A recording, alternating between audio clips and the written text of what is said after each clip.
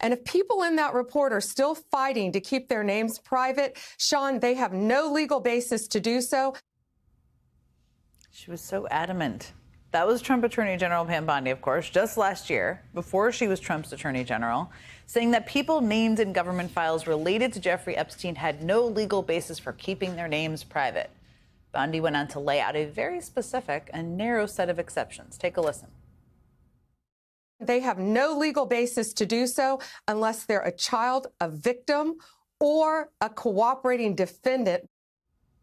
Okay, so to make the point very clear, that was Trump's own attorney general just last year, saying that not only that files related to Jeffrey Epstein should be released, but that the only names that should be allowed to be redacted from those files should be the names of children, victims, and cooperating defendants.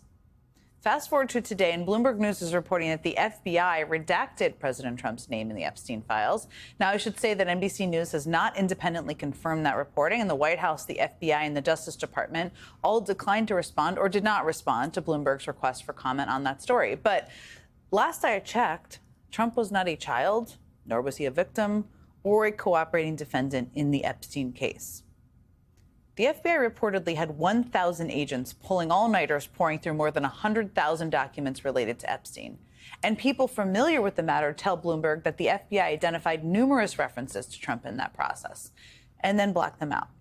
Now, of course, the appearance of any names in the files does not mean necessarily that the named people did anything wrong, and Trump's name was not the only one blocked out. They also blocked out the names of other high-profile individuals as well.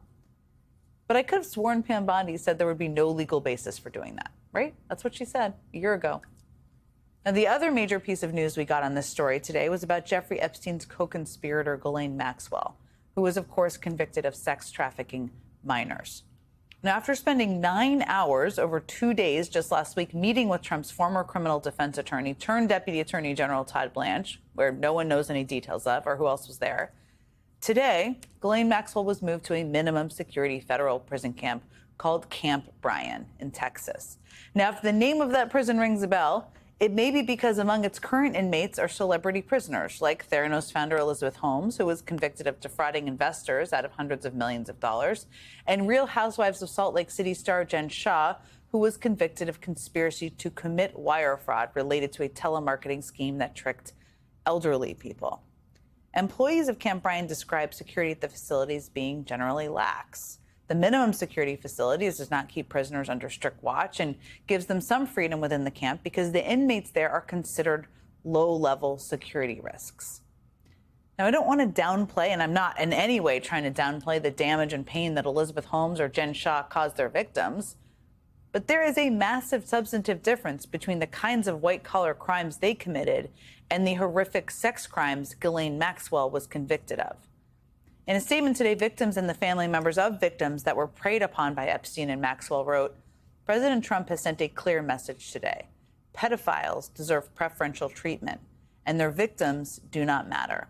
Ghislaine Maxwell is a sexual predator who physically assaulted minor children on multiple occasions, and she should never be shown any leniency.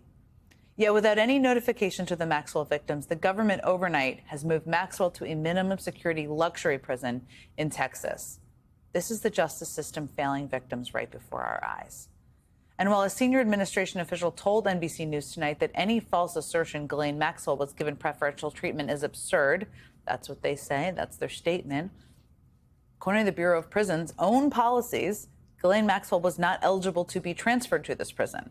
A federal prison expert told NBC that the Bureau of Prisons management can waive those rules, but it's extremely rare, and he had never heard of it happening before.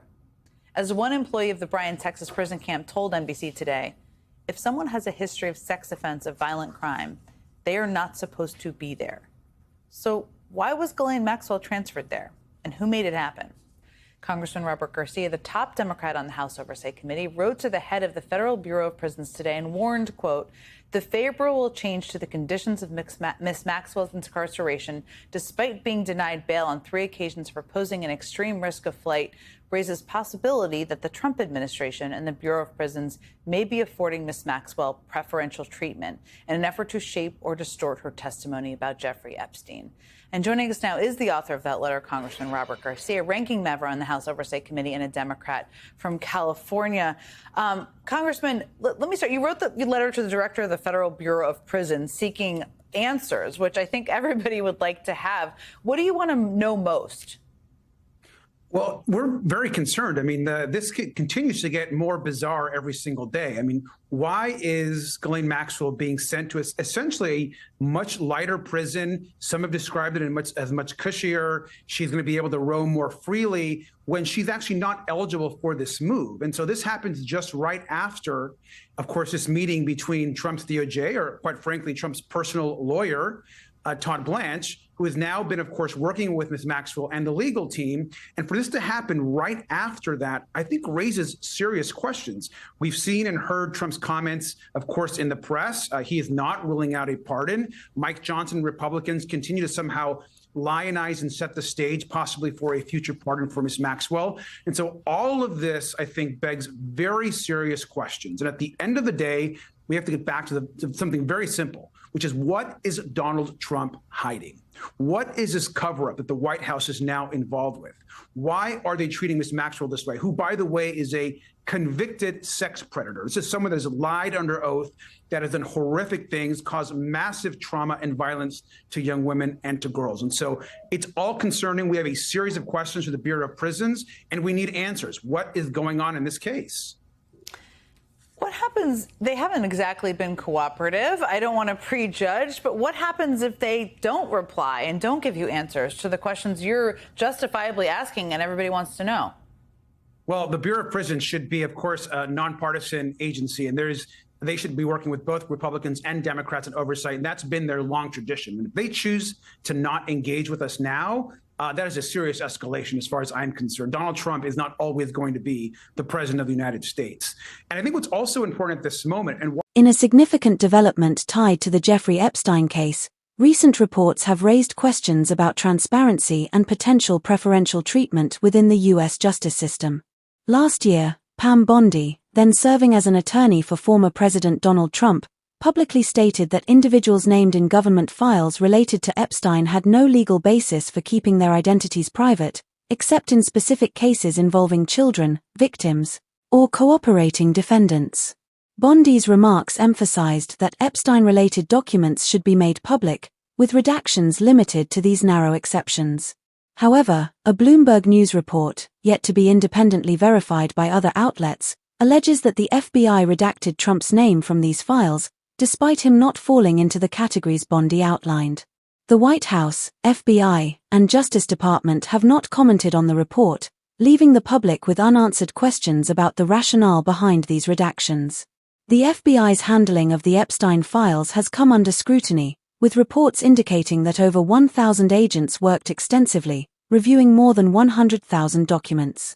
During this process, Trump's name, along with those of other high-profile individuals, was reportedly blacked out. While the appearance of a name in these files does not imply wrongdoing, the decision to redact Trump's name has sparked debate, particularly in light of Bondi's earlier stance. Critics argue that this move raises concerns about selective transparency and whether certain individuals are receiving special treatment. In a related development, Ghislaine Maxwell, Epstein's convicted co-conspirator, was recently transferred to Camp Bryan, a minimum security federal prison in Texas. This facility, known for housing high-profile inmates like Elizabeth Holmes and Jen Shah, convicted of white-collar crimes, is described as having lax security, allowing inmates greater freedom within the camp. Maxwell's transfer has drawn sharp criticism from victims and their families, who argue that her crimes, convictions for sex trafficking minors, warrant far stricter confinement. In a statement, they accused the government of sending a message that pedophiles deserve preferential treatment while victims are disregarded. The transfer occurred shortly after Maxwell met with Todd Blanche, Trump's former defense attorney and current deputy attorney general, over 2 days for 9 hours, though details of these meetings remain undisclosed. The decision to move Maxwell to a facility typically reserved for low-risk inmates has raised eyebrows, particularly as Bureau of Prisons policies reportedly deem her ineligible for such a transfer due to her history of sex offenses.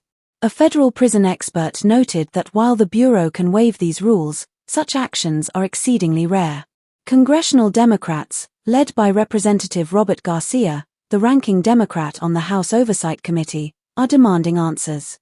Garcia wrote to the Bureau of Prisons, questioning whether Maxwell's transfer reflects favoritism by the Trump administration, potentially to influence her testimony in the Epstein case. He expressed concern that the administration and the Bureau may be manipulating Maxwell's conditions to shape her narrative. Garcia has also pushed for the release of all Epstein-related documents, working with House Oversight Committee Chairman James Comer to issue a subpoena for these files. While Comer has agreed to the subpoena, which is expected to be issued soon, he has also supported Maxwell's request to delay her deposition until after the Supreme Court decides on her appeal, potentially pushing it to late September. This decision has drawn criticism from Democrats, who argue it delays accountability. Garcia emphasized the need for transparency, questioning what the administration might be concealing and why Maxwell, a convicted sex predator, appears to be receiving leniency. As the Epstein case continues to unfold, these developments have intensified calls for full disclosure of the files and raised broader concerns about the justice system's handling of high-profile cases. Victims and advocates are demanding accountability, while congressional efforts to uncover the truth face ongoing challenges. The public awaits further clarity as the saga grows increasingly complex.